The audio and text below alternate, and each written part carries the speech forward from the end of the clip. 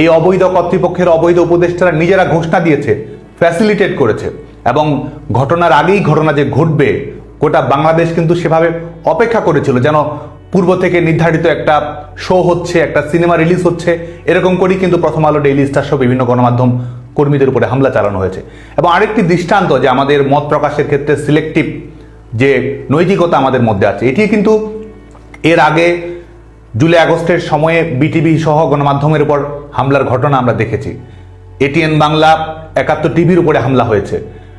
প্রত্যেকটি মিডিয়া হাউজে চর দখলের কায়দায় কিন্তু নতুনভাবে সম্পাদক বসানো হয়েছে, এক্সিকিউটিভ কর্তৃপক্ষকে বসানো হয়েছে, সমস্ত পদ কিন্তু দখল করা হয়েছে গোটা বাংলাদেশের প্রত্যেকটি ক্ষেত্রে, সেটি সচিবালয় হোক, সেটি বিচারালয় হোক, সেটি বিশ্ববিদ্যালয় হোক, সেটি বাজার হোক, সেটি ঘাট হোক, এবং যারা করেছে তারাই কিন্তু আজকে আবার হর্তাকর্তা হয়ে বসে আছে, তারা বিভিন্ন ধরনের লেকচার দিয়ে বেড়াচ্ছে।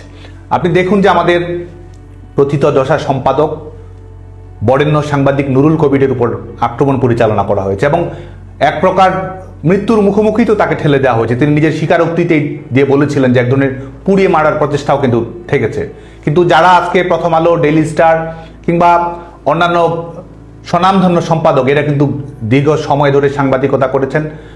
আওয়ামী লীগ সরকারের সময়ও তাদের প্রকাশনা সব সময় স্থির থেকেছে, সমালোচনা করেছে, আলোচনা সমালোচনা হয়েছে, পক্ষে বিপক্ষে কথাবার্তা হয়েছে, কিন্তু কখনো এই ধরনের পরিবেশ তৈরি হয়নি যেখানে মৃত্যুর মুখোমুখি হতে হয়, যেখানে কার্যতই আমাদের গণমাধ্যমগুলো সম্পূর্ণভাবেই অনির্দিষ্টকালের জন্য বন্ধ হয়ে যাওয়ার উপক্রম হয়।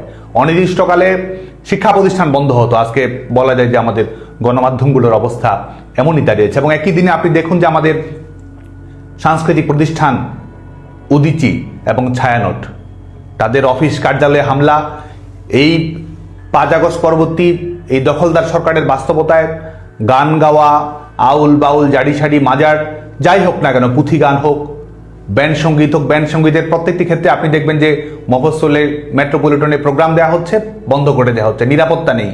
শিক্ষা প্রতিষ্ঠানগুলোতে কিন্তু স্বাভাবিক সাংস্কৃতিক পরিবেশগুলো বন্ধ করে দেওয়া হয়েছে। আজকে ছায়ানট, উদীচীর উপরে যে আক্রমণ পরিচালনা করা হলো, এগুলোও কিন্তু, এবং সরকার কিন্তু সেখানে নিরাপত্তা দেওয়ার প্রয়োজন তো মনে করেইনি। সরকার নিরাপত্তা দিচ্ছে কাদেরকে? যারা জঙ্গিবাদী কর্মকাণ্ডের সঙ্গে সম্পৃক্ত, যারা ইন্টারন্যাশনাল টেরোরিস্ট নেটওয়ার্কগুলোর সঙ্গে সম্পৃক্ত, যারা আক্রমণ চালিয়েছে, সাম্প্রদায়িক সহিংসতা করেছে, তাদেরকে কিন্তু সরকার প্রোটেকশন দিচ্ছে। আর উদীচী, ছায়ানট সহ বিভিন্ন সামাজিক সাংস্কৃতিক সংগঠনগুলোকে সরকার কিন্তু নিজেরা হত্যাযজ্ঞ করছে, আবার নিজেরা হত্যার কার্যক্রম তারা বাস্তবায়ন করেছে। আমাদের এই সামাজিক সাংস্কৃতিক সংগঠনগুলো দীর্ঘ সময় ধরে আওয়ামী লীগ সরকারের সময়ও তারা সরকারের সমালোচনা করেছে, বিরুদ্ধে গিয়েছে, কথা বলেছে, নৈতিক উচ্চারণ করেছে, কারণ এটি সামাজিক শক্তি। কোনো রাষ্ট্র এবং সরকারের চাপ দিবে কি, বা নিষেধাজ্ঞা কিংবা এক ধরনের অনানুষ্ঠানিকভাবে তাদের উপরে নিজেদের মতামত চাপিয়ে দেয়া, সরকার বা রাষ্ট্রের তো সেই ক্ষমতাই নেই, আইনগতভাবে সে অধিকারই নেই। সেই আজকে এই ছায়ানট, উদীচী এই প্রতিষ্ঠানগুলোর উপরে যখন আক্রমণ করা হয়, তখন এটি বুঝতে অসুবিধা থাকে না যে সরকার যেটি চাচ্ছে, রাষ্ট্র যেটি চাচ্ছে। আজকে যে গুটি কয়েক যারা এই ইভিল নেক্সাস গড়ে তুলে বাংলাদেশের নিয়ন্ত্রণ করছে, কর্মকাণ্ড পরিচালনা করছে, দেশ দখল করেছে, দেশ বিক্রি করে দিচ্ছে, তারাই তো এই কাজগুলো করছে, এবং তারাই আবার নিন্দা দিচ্ছে, তাদের কাছে আবার নিরাপত্তা চাইতে হচ্ছে। এটি তো সত্যিকারের স্যালুকাস। এবং আমরা দেখি আনিস আলমগীর একজন সাংবাদিক, শুধুমাত্র টক শোতে কথা বলার অপরাধে, স্ট্যাটাস দেওয়ার অপরাধে তাকে আজকে কারাবন্দী থাকতে হচ্ছে। এবং আনিস আলমগীর শুধুমাত্র তো একটি উদাহরণ নয়, গোটা বাংলাদেশেই কিন্তু কতটি ঘটনাই বা পত্রিকাতে আসে, বা কজনই বা আনিস আলমগীর। আপনি বাংলাদেশের গ্রামগুলোতে, মফস্বলে, পরিবারগুলোতে, স্কুলে, কলেজে, মাদ্রাসায়, শিক্ষা প্রতিষ্ঠানে সবাই কিন্তু এই দমবন্ধ করা পরিবেশের মধ্যে আছে। আজকে এই ঘটনাটি কিন্তু আলোচনায় এসেছে। কেউ হয়তো মতামত প্রকাশ করার কারণে স্কুলে যেতে পারছে না, কারো হয়তো চাকরি গেছে, কেউ হয়তো বাজারে যেতে পারছে না, কারো হয়তো বাড়ি ভস্মীভূত হয়েছে। গোটা বাংলাদেশেই কিন্তু সবাই কোনো না কোনোভাবে ভিকটিম হয়েছে। এমন একটি রাষ্ট্র তারা কায়েম করেছে যেখানে সবাই কোনো না কোনোভাবে ভুক্তভোগীতে পরিণত হয়েছে। আজকে এই দখলদার সরকারের কর্তৃপক্ষ ক্ষমতায় আসার পরে কত ধরনের কথার ছলাকলা তারা করেছে। তরুণরা বাইরে থেকে আসবে, ব্রেন ড্রেন বন্ধ হবে, বাংলাদেশের তরুণরা কিন্তু আজকে দেশের বাইরে চলে যাচ্ছে। আমাদের সকল বিশ্ববিদ্যালয়, প্রাইভেট ইউনিভার্সিটি, আমাদের পাবলিক ইউনিভার্সিটিগুলো কিংবা ইন্টারমিডিয়েটে শেষ করে দেশের বাইরে লেখাপড়া করতে যাওয়ার হার কিন্তু অনেক বেড়েছে, কারণ অভিভাবকেরা শঙ্কা অনুভব করছেন। ব্রেইন ড্রেন আরও বেড়েছে। দেশের ভেতরে সুস্থ স্বাভাবিকভাবে থাকবে, নিরাপত্তা থাকবে, ভবিষ্যৎ নিয়ে ভাববে, এই পরিবেশটিও কিন্তু আজকে আর থাকছে না। বাংলাদেশে এক ধরনের স্থিতিশীলতা, একটা গণতান্ত্রিক বিধি ব্যবস্থা এবং আধুনিক ব্যবস্থা থাকবে, সেই স্বপ্নটিও কিন্তু বাংলাদেশের ছেলেমেয়েরা দেখতে পারছে না, যে কারণে বিদেশে যাওয়ার হার কিন্তু বেড়েছে। দেশের বাইরে থেকে এসে বিদেশি নাগরিকেরা কিংবা যারা সবসময় দেশের বাইরেই কাটিয়েছে, তারা আজকে এসে দেশ দখল করেছে। আর দেশ যাদের নিরাপত্তা দেওয়ার কথা, যাদের জন্য দেশ হওয়ার কথা, তারা আজকে দেশ ছাড়তে কিন্তু বাধ্য হচ্ছে। এবং তারা বড় বড় কথা বলেছে, এটা হতে হবে, ওটা হতে হবে। বাংলাদেশে তো আমরা সবাই গর্ব করে বলতাম যে বাংলাদেশের জান, বাংলাদেশের প্রাণ সাকিব আল হাসান, বিশ্বের সেরা অলরাউন্ডার। তার রাজনৈতিক পরিচয়, তার কর্মকাণ্ড, সেগুলো নিয়ে ভিন্ন বিষয়। কিন্তু আজকে দেখুন যে বাংলাদেশের শুধুমাত্র নয়, বিশ্বের সেরা ক্রিকেটারদের একজন, বাংলাদেশের একজন অমিত প্রতিভা যিনি প্রমাণিত করেছেন। এবং শুধুমাত্র তিনি ক্রিকেটার, তিনি তো নন, একজন চ্যাম্পিয়ন। বাংলাদেশের সবার জন্য তিনি একজন আইকন, যে বিশ্বকে জয় করা যায়, সবার সামনে উদাহরণ তৈরি করা যায়। এবং আমরাও যে পারি, বাংলাদেশ যে পারে, এই দৃষ্টান্তগুলো যিনি তৈরি করেছেন। আজকে সেই বিশেষ সেরা অলরাউন্ডার বাংলাদেশে যেতে পারছে না, খেলতে পারছে না। তিনি একজন ক্রিকেটার, তিনি খেলতে পারছেন না। এবং এই দখলদার সরকার আজকে তারাই আবার লেকচার দিয়ে বেড়াচ্ছে আইনের শাসন, মানবাধিকার, দেশ কিভাবে চলবে, কিভাবে পলিসি নির্ধারণ হতে পারে, এসব নিয়ে তারা আজকে আলাপ আলোচনা করছে। অথচ দেখুন যে ফ্যাসিস্ট দৃষ্টান্ত হিসেবে এর চেয়ে বড় ফ্যাসিস্ট দৃষ্টান্ত কি হতে পারে, যে একজন ক্রিকেটার, বাংলাদেশের সেরা ক্রিকেটার, তিনি তার খেলাধুলা, তার পেশাগত জীবনে প্রবেশ করার সুযোগ পাচ্ছেন না। এই দীর্ঘ সময় ধরে একজন ক্রিকেটারের জীবনে এই মূল্যবান সময়গুলো আমরা কেড়ে নিচ্ছে, এবং এরাই আবার আজকে সংস্কারের গাল গল্প আমাদের সামনে করছে, বাংলাদেশের জনগণের সামনে করছে। আমাদের ছোটখাটো উদাহরণগুলো যদি দেখেন, এগুলো কিন্তু বিচ্ছিন্ন কোনো উদাহরণ নয়। আজকের প্রত্যেকটি উদাহরণে বাংলাদেশে সবসময় ঘটে চলেছে। ঢাকা বিশ্ববিদ্যালয়ে চারুকলে আপনি দেখুন যে শরৎ উৎসব করবে, শরৎ উৎসব কিন্তু তারা করতে পারেনি। এবং করতে পারেনি কাদের কারণে? যারা এই মৌলবাদী গোষ্ঠী, উগ্রবাদী গোষ্ঠী এবং স্বাধীনতা বিরোধী যুদ্ধাপরাধীদের অভিযুক্ত যারা রয়েছে, তারাই কিন্তু সেটি করতে দেয়নি, শরৎ উৎসব করতে দেয়নি। হলের নাম তারা বদলে দিচ্ছে আমাদের, এবং যখন যা ইচ্ছে তারা সেটি করছে। কল্পনা করা যায় যে আমাদের বাংলাদেশে এই ধরনের ঘটনা ঘটবে। আওয়ামী লীগ সরকার দীর্ঘ সময় ধরে দেশকে নেতৃত্ব দিয়েছে। কোন ঘটনাটি ঘটেছে? বুকে হাত দিয়ে কে বলতে পারবে যে কোথায় কি ঘটনা ঘটেছে? অথচ আজকে দেখুন যে বাংলাদেশ কিভাবে পরিচালিত হচ্ছে। রবীন্দ্রসঙ্গীতের নিষেধাজ্ঞা, সেটি তো মবের মাধ্যমে, উগ্রবাদী গোষ্ঠীগুলোর মাধ্যমে সেটা বাদই দিলাম। ঢাকা বিশ্ববিদ্যালয়ে রবীন্দ্রসঙ্গীত গাওয়া যাবে না, একটি ফ্যাকাল্টিতে, বিজনেস ফ্যাকাল্টিতে একজন শিক্ষক বা প্রশাসক সেটি কিন্তু নির্ধারণ করে দিচ্ছে, এবং সেই অনুষ্ঠানে কিন্তু ছেলেমেয়েরা পারফর্ম করতে পারছে না। রাজশাহী বিশ্ববিদ্যালয়ের দিকে যদি তাকান, যে 6 জন ডিন, একজন শিক্ষক, তাকে পদত্যাগ করতে হচ্ছে। কিসের মাধ্যমে? কোনো তদন্ত, কোনো আইনানুগ প্রক্রিয়া, কোনো কর্তৃপক্ষের মাধ্যমে মত নির্ধারণ করে দিচ্ছে যে তিনি থাকতে পারবেন না। আমরা বিশ্ববিদ্যালয়ে দীর্ঘ সময়ে ছাত্র রাজনীতি করে যাচ্ছি, কিন্তু দেখুন আমরা সবসময়, আমি একজন ছাত্র, সাদা দল, নীল দল, সবসময় শিক্ষক আমাদেরকে শিক্ষক হিসেবেই তো আমাদের থেকেছে, সবসময় তাই থাকবে। কিন্তু ছাত্র রাজনীতিতে সমস্যা রয়েছে, শিক্ষক রাজনীতি নিয়েও প্রশ্ন থাকতে পারে। কিন্তু শিক্ষকেরা যে রাজনীতি করুক বা না করুক, যে মতাদর্শী ধারণ করুক বা না করুক, সবসময় তো শিক্ষকের মর্যাদাটাই পেয়েছে। আজকে রাজশাহী বিশ্ববিদ্যালয়ে শুধুমাত্র ডিনদের পদত্যাগ তো না, 5 আগস্ট পরবর্তীতে বাংলাদেশের স্কুলের হেডমাস্টার, কলেজের প্রিন্সিপাল, বিশ্ববিদ্যালয়ের উপাচার্য, ডিন, চেয়ারম্যান, প্রভোস্ট, প্রক্টর, তাদের কিভাবে বদলে দেওয়া হয়েছে, পরিবর্তন করা হয়েছে। আর শুধু এই পদগুলো বা কেন, আজকে যারা সবসময় বিচার বিভাগের স্বাধীনতার কথা বলে, আপিল বিভাগের প্রধান বিচারপতি সহ অন্যান্য বিচারপতিদের কিভাবে সরানো হয়েছে? কোনো আইনের মাধ্যমে, কোনো প্রক্রিয়া অনুসরণ করে, কিংবা কোনো রাজনৈতিক সমঝোতার মাধ্যমে? মবের মাধ্যমে প্রধান বিচারপতি থেকে শুরু করে আপিল বিভাগের বিচারপতিদের সরানো হয়েছে। মবের মাধ্যমে সচিবালয় থেকে সচিবদেরকে বিতাড়িত করা হয়েছে। তো এইভাবেই তো বাংলাদেশ চলছে। এরাই আবার আইনের শাসন, আইন কানুন, এই বক্তব্যগুলো সামনে নিয়ে আসার চেষ্টা করে। এবং গোটা বাংলাদেশে দেখুন যে আমাদের ছোট ছোট বাচ্চারা, হাই স্কুলের ছেলেমেয়েরা, কলেজের ছেলেমেয়েরা জয় বাংলা বলেছে, সেটা নরসিংদী হোক, সেটা চট্টগ্রামে হোক, জয় বাংলা বলেছে, লিখেছে, উচ্চারণ করেছে। কিংবা স্কুলের কোনো ক্লাস পার্টি হচ্ছে, সেখানে তারা উচ্চারণ করছে। ধরে নিয়ে গেছে, কারাগারে রেখে দিয়েছে। এবং এই কয়েকদিন আগেই যে দীপুচন্দ্র দাসকে পুড়িয়ে মারা হলো, কল্পনা করা যায় যে আজকে বাংলাদেশের তালেবানাইজেশন আমরা বলি, তালেবানাইজেশন সত্যিকার অর্থেই ঘটে গেছে যখন এভাবে পুড়িয়ে মারার ঘটনাগুলো ঘটেছে, যখন 90% অধিক থানা পুড়িয়ে দেওয়া হয়, লুটপাট চালানো হয়, অস্ত্র কেড়ে নেওয়া হয় এবং প্রকাশ্যে তারা ঘোষণা দিয়ে কর্মকাণ্ডগুলো করে।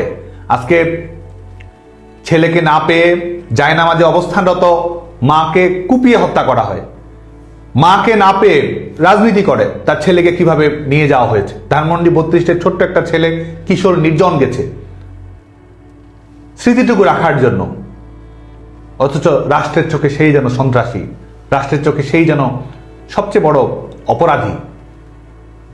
প্রত্যেকটি ক্ষেত্রে আজকে এই ঘটনাগুলো অব্যাহতভাবে ঘটে চলেছে। এবং আজকে ছাত্র রাজনীতির কথা যদি বলি, বাংলাদেশে এই মুহূর্তে 5 লক্ষের অধিক শিক্ষার্থী স্কুল, কলেজ, বিশ্ববিদ্যালয়ে তারা শিক্ষা কার্যক্রমে অংশগ্রহণ করতে পারছে না। এটা কিন্তু শুধুমাত্র রাজধানী কিংবা বড় বড় শহর মহানগরের ঘটনা তাই নয়, কলেজে ইউনিয়ন পর্যায়ে যে শিক্ষার্থীটা আছে, যে হয়তো একটা গণতান্ত্রিক প্রক্রিয়ায় বিশ্বাস করে, রাজনৈতিক প্রক্রিয়ায় বিশ্বাস করে, মুক্তিযুদ্ধকে ভালোবাসে, বঙ্গবন্ধুকে ভালোবাসে, আওয়ামী লীগের রাজনীতির সঙ্গে সম্পৃক্ত আছে, ছাত্রলীগের হয়তো নেতা নয়, সমর্থক শুভানুধ্যায়ী কিংবা ছাত্রলীগ কর্মীর বন্ধু, এই অজুহাতে সে কিন্তু সেই মফস্বলে, সেই ইউনিয়নে, তার কলেজে কিন্তু সে যেতে পারছে না, সে কিন্তু তার পরীক্ষায় অংশগ্রহণ করতে পারছে না, সে কিন্তু তার পরিবারের সঙ্গে থাকতে পারছে না। বাংলাদেশে কবে এই ধরনের ঘটনাগুলো ঘটেছে? দীর্ঘ সময় ধরে আওয়ামী লীগ সরকার নেতৃত্ব দিয়েছে, কবে এ ধরনের একটি ঘটনা ঘটেছে যেখানে তার পুরো শিক্ষা জীবনকে মুখ থুবড়ে পড়েছে? 15,000-এর অধিক শিক্ষার্থীর সার্টিফিকেট কেড়ে নেওয়া কিংবা ছাত্রত্ব বাতিল করা হয়েছে। আজকে যারা রাজনীতি করছে তাদের এই 2008 পরবর্তী বাংলাদেশে 2024 সালের 5 আগস্ট পর্যন্ত কয়জনের সার্টিফিকেট বাতিল হয়েছে? কয়জনের সাময়িক বহিষ্কার, স্থায়ী বহিষ্কারের আওতায় এসেছে? কতজন এসেছে? এবং এরাই আজকে আবার আমাদেরকে ফ্যাসিস্ট বলছে, স্বৈরাচারী বলছে, অথচ আমরা পরিষ্কারভাবে পার্থক্য দিয়ে বলতে পারি যে কটি ঘটনা ঘটেছে। একটি ঘটনাও তারা সামনে আনতে পারবে না। এবং যারা আজকে এই শিক্ষা প্রতিষ্ঠানগুলোতে আমরা রাজনীতি করেছি, হ্যাঁ, রাজনৈতিক প্রক্রিয়ায় মতামতের পার্থক্য ছিল, গণতান্ত্রিক প্রক্রিয়ায় ত্রুটি বিচ্যুতি ছিল, সীমাবদ্ধ ছিল, অকপটে আমরা স্বীকার করি এবং সেগুলো বাংলাদেশের রাজনৈতিক বাস্তবতা থেকে বিচ্ছিন্ন ঘটনাও নয়। কিন্তু যারা আজকে দাপট দেখাচ্ছে, জবরদস্তি করে উপদেষ্টা হয়ে বসেছে, লেকচার দিচ্ছে, পতাকা নিয়ে ঘুরছে, এই 15-16 মাসেই স্টার্ট আপের মতো করে রাজনীতি বেছে নিয়ে কোটিপতি হয়ে বসে আছে, তারা তাদের বিশ্ববিদ্যালয় জীবনে নির্বিঘ্নে লেখাপড়া শেষ করেছে, অ্যাক্টিভিজম করেছে, সরকারের বিরুদ্ধে কর্মসূচি দিয়েছে। আজকে বাংলাদেশ ছাত্রলীগ সহ 14 দলের অন্যান্য ছাত্র সংগঠন কিংবা যারা এই দখলদার সরকারের বিরোধিতা করতে চায়, গণতান্ত্রিক মতামত প্রকাশ করতে চায়, কার অধিকার রয়েছে শিক্ষা প্রতিষ্ঠানগুলোতে? কে তাহলে স্বৈরাচারী, কে তাহলে ফ্যাসিস্ট? আজকে এই প্রশ্নগুলো কিন্তু আমাদের, শুধুমাত্র আমাদের নয়, এই প্রশ্নগুলো আমাদের সবার, এবং এই প্রশ্নগুলোই কিন্তু গোটা বাংলাদেশের ঘুরে বেড়াচ্ছে। আজকে হয়তো একটা পুলিশি রাষ্ট্র ব্যবস্থা প্রতিষ্ঠিত হয়েছে, দ্য থট পুলিশ কায়েম হয়েছে গোটা সরকারটা, যেখানে আপনি চিন্তা করতেও ভয় পান, প্রকাশ করতে ভয় পান। আপনার মুখচ্ছবিটা কিরকম হলে আপনি নিরাপত্তাহীন হয়ে যেতে পারেন সেটা মাথায় রেখে আপনাকে চলতে হয়। তো সেই থট পুলিশ, মোরাল পুলিশিং এর দেশ যারা আজকে বানিয়েছে, তারাই আজকে আবার এই রাষ্ট্রের কলকব্জা দখল করে নিয়ে খুনের রাজনীতি, সহিংসতা রাজনীতি, দুর্নীতি রাজনীতি এবং সোশ্যাল ফ্যাব্রিক সম্পূর্ণভাবে ধ্বংস করে দিয়ে তারা বাংলাদেশ আজকে দাপিয়ে বেড়াচ্ছে।